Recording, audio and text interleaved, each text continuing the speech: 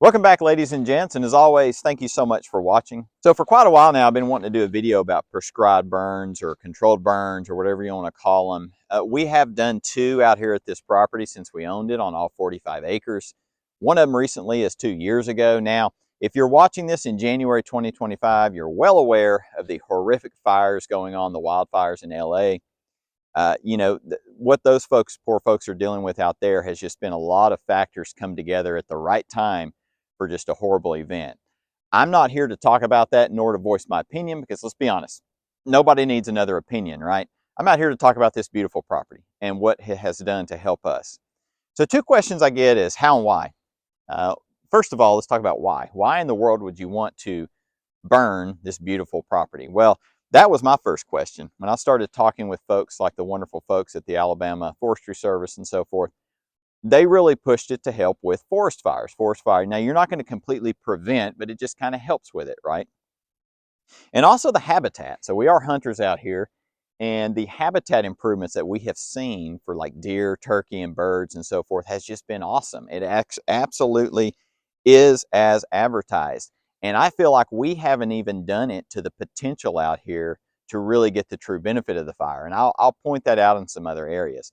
The other is how. How would you do it? You don't just come out here and toss a match. You don't just come out here and just light it up. You got to, they call it prescribed because you got to have the right wind, the right humidity, the right temperature, everything, right? You got to have your fire break set up and all that. So there's a lot of factors that you have to get set up perfectly right to come out here and do it. And it's something that you've got to do when the doing is good. You can't just say, well, I'm going to do it in 2 Saturdays from now and I'm just going to make it work. So it's got to be done at the right time, because otherwise you could run into a situation where you have a serious wildfire problem. But we're going to go around, what we're going to go around and do is we are going to go around and kind of show you guys some different spots. Not all of it, because we did burn the whole 45 acres, but just some key spots that we noticed some improvements. And if you ever do this, if you ever think about it, and you talk about the how, you got to get the right people involved. My suggestion is contact your local forestry service if you can. Some states you probably can't even do this. I don't know. But if you're in the Southeast, contact your forestry service. And if they can't do it, they can probably help get you in touch with some folks that can, because there are a lot of private individuals too that know how to do it. But let's start walking around and see some of these different areas, and I'll just kind of point out to you guys, what we saw and how it helped and so forth. So here's our first spot right here. This is actually real close to our cabin. I'm just kind of panning around here just to kind of show. So this is all right here. This is a very small spot, guys. This was actually a test spot. And this is one of the places that actually turned out pretty good. So what we did, this is mostly just small pines now. You can see through here. Is first of all, before we burned it, we actually did have this thinned through here. There was a lot of just junky hardwoods in here that all they were doing is just completely, I mean, you couldn't even crawl through here, let alone walk, and there were no animals in here. So what we did is, first of all, and again, this was a test. It was a combination of thinning this out and then burning it. Now you can see now we still need to burn. I mean, there's pine needles everywhere, blah, blah, blah, brush and all that. That's going to happen every year. But what happens is, if you look here behind me, you can see all these small little trees starting to come up. So when we burned it, I'm going to roll in some pictures now, and you can see where this spot in here, this is actually looking in it from the cabin, was absolutely just charred. And what happens is all these little like stems and stuff, I can get a hold of it, all this little stuff comes up. And see, this one's still alive. But you'll have a lot of them in here that what happens is the fire will go in and kill all the small brush. I think this is some dead stuff. Yeah, that's a dead one right there. So that one's dead. And what happens is if you run fire through here every so many years, it'll kill off all this low stuff, just kind of basically just let it just go back down to the ground. And then you just get beautiful, almost neon green sprouts coming up. And those sprouts are a lot of this woody vegetation. Now, for habitat, what it does is it gives animals something to eat, like deer, rabbits, whatever, birds, and also gives them cover, like a place to hide, a place to bed. Whereas before you wouldn't get that. All you had was just a bunch of just junk, or in some cases you'll get some really open big hardwoods or big timber where you have closed canopy. But now that we've got kind of an open canopy, all this stuff will grow up. When you burn and you get rid of just all this stuff that's in the way, yeah, this is my official way of doing it. You actually have a seed bank or a seed bed in there, not a bank, you know what I mean? You have your native vegetation that'll start coming up. And so like an area like this, if you had, let's say 10, 15, 20, 30, or heck, hundreds of acres of just pines like this and you burn them, just imagine it. You burn it, it clears it out, and then it just starts to grow back up. And then you run fire through here again in 2 or 3 years, and it starts off the process like that. And a lot of people may think, well, why the heck would you do that? Well, if you want habitat, if you want animals, they're going to come in here and they're going to hide because, as somebody told me one time, deer are not hiding from airplanes and birds. They're hiding from people, coyotes, etc. So they only need stuff to be like maybe chest high or something like that. So this area turned out very well. And what's really cool about it is there was absolutely no activity going on here before at all, zero, none. And now this spot, with the aid of a stand right, probably can't see it because of the sun, the beautiful sun coming in, that stand right there, which is right up next to the cabin, we have shot most of our deer. And that's because deer will use the backside of this area and they'll come up in here. So it's really cool, I mean, to see that happen. So this area was definitely a thumbs up. It worked out very well. Of course, the hard part is doing the thinning. But it depends on what you're looking for. You don't have to do the thinning and then burn. You can burn through big open hardwoods or big open pines. You don't have to do that. But for us, for habitat, this absolutely worked well. So the mulching combined with thinning, combined with burning was great. The problem is mulching can get really expensive, so can some thinning. So it just depends on what you want to do. But it definitely worked well for us. And you can see we do have some dead trees in here that fell. You know, over time, as we burn this more and more, those trees will just be burned up. So, but this area did good. Also, one thing I want to point out too, since we're right here, and since our cabin, of course, is right up there on the hill, you can do breaks and so forth to protect stuff like that. Like we have down in that area, a shooting range. And all we did is we went in with rakes and literally raked around it and raked around the targets, and nothing touched it. So again, if you prescribe it and do it correctly and get all the situation, all the different, elements like humidity, temperature, and all that right, you're going to be fine. And if you have the right people doing it, so you can protect that stuff, and it's not something to worry about. But we're going to now go that way and get to some other further parts of the property and show you guys some other areas that turned out very well. This is one of the better areas, but there are some others that are just absolutely beautiful from it. And again, you saw the charred pictures of this one that we rolled in. We've got some other areas where we've got pictures that they just really are phenomenal. So let's get moving. So as we go to these other spots, just wanted to show, it's hard to believe when you look through here, and this is all our property, when you look at this, that a fire came through here 2 years ago. I mean, you would never know. I mean, you could look at some trees and see the burn marks and so forth, which is not going to hurt them, but you wouldn't know. So if done properly, you're going to keep the beauty. And as a matter of fact, I think the beauty is even better when you do it correctly. So just wanted to point that out. We do have some snow. Look at that. That's amazing. Actually got some snow out here. I know you folks up north are probably like, oh, please. Hey, I lived up north for a year, and that was enough to realize that it's no fun with all the snow. It was cool the first week, and then after about 3 months of constant snow, I'm like, I've had enough. Let's make our way down here and get across this creek. Probably should have brought some better boots. I just don't want to get my feet wet, but that's fine. Let's see here. Hey, can I cross over here? I don't know. All right, what do I do? Do I just go for it? I think I'm just going to go for it. Don't want to drop my camera, that's for sure. This is going to be bad. I have extra socks. That's fine. Oh, I think I made it. Oh, goodness. All righty. And this field was also burned like crazy. This is what I would actually love to burn all the time, every year. But we'll get to this in just a moment. We're actually going up there on that hillside. It doesn't look as tall on camera, but that is one of my favorite parts of the property. So let's get our butts up there and take a look. Okay, we made it. I'm exhausted. Maybe I should have rested some. So just for reference, that's the field or clearing we just crossed. There's the creek, and then our cabin is way up that hill on the other side over there. So This spot right here is actually one of my favorite parts of the property just because of how beautiful it is. I mean, right now this is winter time. But as you can see, as I pan around, this is just what you would just call good old-fashioned woods. I mean, you got a mix of hardwoods, you got a mix of pines. This area has actually got a lot of white oaks along this hillside, which is just awesome. And by the way, the vortex winds are now picking up, which, you know, here in the middle of winter, it's a great time to be out here. But I hope it doesn't mess up the mic. Hopefully I'm coming in good. But anyway, this spot we did burn. We burned everything out here.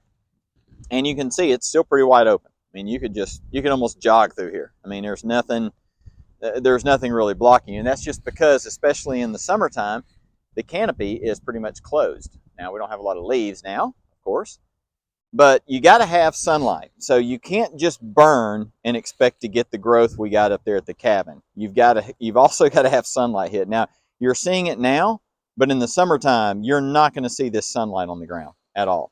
But what the burns did do is they helped clear a lot of the debris. And also we saw some really awesome results. So what I'm going to show you right now, we're going to roll in a picture of this area right after it was burned. Now the first one looked to me like scorched earth. I'm going to be honest, when I came out here and I saw how it looked, I was kind of sad and remorseful. I'm like, what did I freaking do? And they're like, don't worry, it's going to look fine. I'm like, well, no sense in worrying now. It's already been burned. Not like I can go back and unburn it. But then we started noticing something. The ground, after the rains came through and washed stuff away, was just bare ground and rocks. It was real beautiful. And then we saw some sprouts coming up. So I'm going to show some pictures now. And this is kind of in some bigger hardwood areas, or excuse me, just bigger woods areas, right, where you don't get a whole lot of the sun coming down. And even though we didn't get much as far as like cover for animals, like stuff growing up like chest high or whatever, we saw some beautiful flowers coming in, which you can see pictures of that, and also just a lot of just native grasses and whatever growing up. People call it forbs, herbs, whatever. You know what I mean? Just the native stuff that's always been there, but because it was always covered with this leaf debris, it never had a chance. So if we were able to get more sunlight in this area, it would be absolutely rock solid as far as habitat goes for wildlife. But we want to leave this area alone. I like it. It's beautiful. You can see here it's all flat through there. Actually, it would be an awesome place to put a home, but we are completely landlocked back here. We would have to go through hundreds and hundreds of acres of private land to even get access here. So, but it's a really cool spot. I don't know, guys. Maybe this is where we put the cabin in the future. That'd be a cool idea. It's just getting that sucker up here would be an undertaking, but man, that would be cool. So this area, I would say it was so-so. We will continue to burn it just for the sake of cleaning up everything and just, you know, overall wellness of the land. I don't know, whatever. I'm just making crap up now. Just overall, you know, helping the habitat.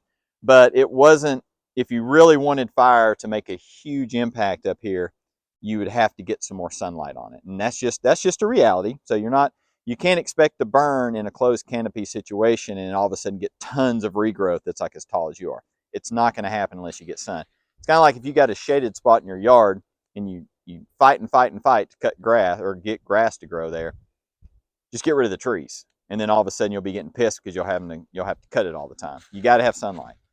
So this area, again, pretty good, real beautiful, but not the perfect results that we wanted. So let's move on to another one. We got to head way down that way. We're going to kind of head over to the swamp area, it's almost a quarter mile down that way. So we're going to get moving. So we're at our swamp area, or I call it the swampy area. It doesn't look like that much right now because it's winter time, but I wanted to point some things out. So if you look in through here, there is a lot of just small, tiny young trees. And there are quite a few pines too. And this is an example of an area that when we burned just didn't work out as well for habitat purposes. Now it still cleaned up the ground good. It went through there, got the leaf litter up, all the, the sticks, just all the stuff that's down on the ground that would take fire very quick, which is good. It helps clean that up and get that out of the way. But you're not going to get much as far as growth coming up like that spot at the cabin because you don't have the sunlight coming down. This is actually an area I would love in the future to really thin really good because it's not, dare I say, the most beautiful spot on the property, but it's actually, what's ironic is it's very productive for deer. And we also have up on this hillside, if you can see through all the trees up there, we have a lot of turkeys that always roost up there, and then they fly down onto our neighbor's property, which is just beyond those trees, and then they come through here. So it is a very good spot. I would love to be able to improve it, but you still, like I said, you still get the benefit of cleaning up all the debris on the ground. And also because it's a swamp, we got maybe, I would say this area got maybe 60% of it burned. That's just the nature of it because you got so much dampness. But what I wanted to show is over here on our neighbor's property. No, we're not going to trespass because we're right up here on our fire break. And by the way, ADD moment, we have some turkey scratches right there. This is the border with our neighbor. And you can see like right there, that's a beautiful giant white oak. Got some giant white oaks up through there. And then they've got, if you can look through here, I'm not going to trespass, I'll go up here to the border. They've got plenty of white oaks in there. And of course, you know, being that I border them, it actually can work to my advantage. Now, here's what I wanted to point out. This area, and I actually tried to see whenever they sold this property years ago if they would parcel some of this out. This area is pretty open besides those white oaks. You can see through there. You've got a lot of sunlight coming down here. I would love to see what happens if you ran fire through here because you've got plenty of debris on the ground. You've got a lot of young trees and stuff, but the young trees that are down here on the ground are too high to serve any benefit for deer or turkey. So they don't get the benefit of having side cover and so forth. And I would just love to see what it looked like if fire went through here, prescribed fire, of course, and what it would do for the ground. I bet you would have a lot of nice, awesome regrowth at the ground level, as well as all of these amazing acorns falling for animals. And that's exactly why over here we had turkey scratches, because they come in here and they scratch the leaves looking for acorns and bugs and all that kind of stuff. So this is an area I would love to have, but I can't. So this is not even sure why I'm showing it because I can't even burn it. But just to kind of show you, this would be kind of a cool spot. You wouldn't even have to thin it. So that's awesome. But we're going to make our way down. We're going to go walk down here to the to our more thinned area as well as our field area here at the bottom, and we'll wrap up down there and show you guys some, we'll roll in some pictures when we get there as well because that area turned out very nicely. All right, so we made it. We made it to our final area that we're going to look at. So this is what I call the thinned area. And then over here is our field or clearing. And just to give you some perspective, that's the hill up there that we were on whenever I was showing the bigger woods and all that. The swamp area is way over that way. And then here is our creek, and then that is going up to where the cabin is up through there. So we are basically smack dab in the middle of the property. So this area, a little history on this real quick. And there is another video too about clearing this that I did. I think I put it out like maybe in June or something like that about habitat. And it has served a wonderful purpose. But let me just kind of explain what we did. So in all fairness, this wasn't like this when we bought it. We had this thinned at the same time that we had all this cleared, and it was all burned. There's what's left of the burn pile is like right there, maybe. I might burn that some more down the road. I don't know, or just leave it as is because a lot of birds are using it for home. So let them have that. But this area right here is super cool when you burn it. So we'll start with this first, this thinned area. Now I'm going to roll in some pictures right now.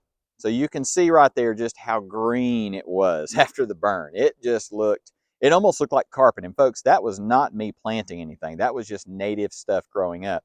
And it almost came up neon. And it never looked like that before because we always did have a small strip kind of cleared up through here against the creek. And we just kind of pushed it over some more. And this area, number one, clearing it like this really helps with debris. So when you burn down here, there's really not a whole lot on the ground that's going to really take off like crazy if a fire were to come up. But what it does do is when the stuff does come up in the springtime, turkeys love to get in here. And they love to get in here and strut and look for bugs and all that, especially in that area whenever we burn it down or cut it. So when we burn that down, turkeys love to get in it. Now this spot right here we don't plant anything in here. I did try a food plot years ago, but I stopped doing that. It was not worth the effort in my opinion, just the way this property is set up. But it did very well. So again, more pictures, going to roll those in. Look at that. I mean, that was it was almost picture perfect. I love those pictures. And that was probably late March, early April during turkey season. And that was right after a burn. And you look at that and it's hard to believe that 2 months before that, this place looked like the surface of the moon. And then once the sunlight comes, once the spring comes, once the rain comes, it looks phenomenal. And yes, turkeys love to get in there and strut in that field. And if you don't know anything about turkeys, the gobblers, the males, do get out and strut for the females. It's quite funny. So they are goofy creatures, but I love to hunt them. They are a lot of fun. And also they taste good too. I'll leave it at that. But this area turned out very nicely. So full disclosure, we did do a lot of work to get this like this, but if you have a field like this, let me get a little closer to it. If you have a clearing like this,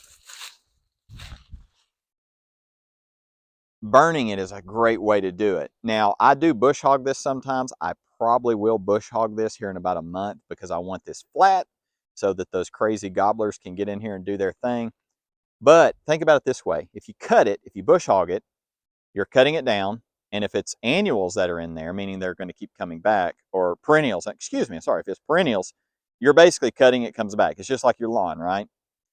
If you burn it, there's a really good chance to whatever's native down in there is going to start coming up, and that's what you want. So burning it basically resets it completely.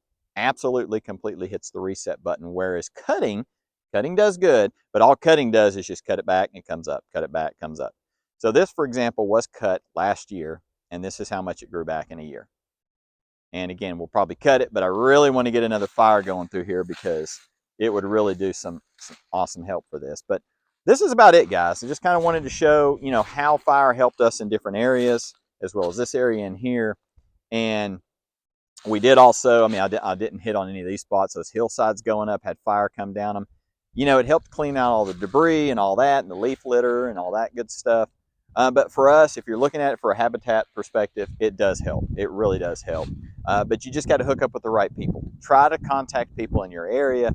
Try to find them, Forestry Service, whatever. There's a lot of great resources. If you're in the southeast or any area where, you know, turkey hunting is pretty common, I don't know if the National Wild Turkey Federation is up in the Midwest. I'm sure they are. I'm sure they're all over the country. Contact those guys. They know a lot too. They know a lot about this stuff, and they help you more with just turkeys. They'll help with deer as well.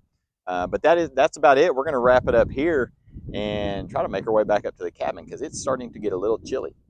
Well, guys, we're going to wrap this video up right here. You know, this topic of prescribed burns or controlled burns or whatever you want to call it, one person actually told me you don't call it controlled burns because you're never in control. I'm like, that's actually a good point, but contained burns, that's what we'll do. You're trying to contain it. But this topic of these burns is probably one of those that people have a lot of questions. So, you know, put them down there in the comments. I'd love to discuss. I mean, this is one of these things that can be used for many things other than wildlife. I mean, you could use it for a garden. You could use it for anything, for a field. It's not just for hunting or anything. It's just, to me, it's just overall kind of like maintaining your land, and it's just another tool that you can use to help with it. But for us, so far, you know, it's worked great, and we love it, and it's something we will keep doing, that is for sure. Also going to put down in the description below a link to our No Rules Life Garage page. If that's your kind of thing, please go check that out. But as always, I thank you guys so much for watching, and we'll chat with you next time.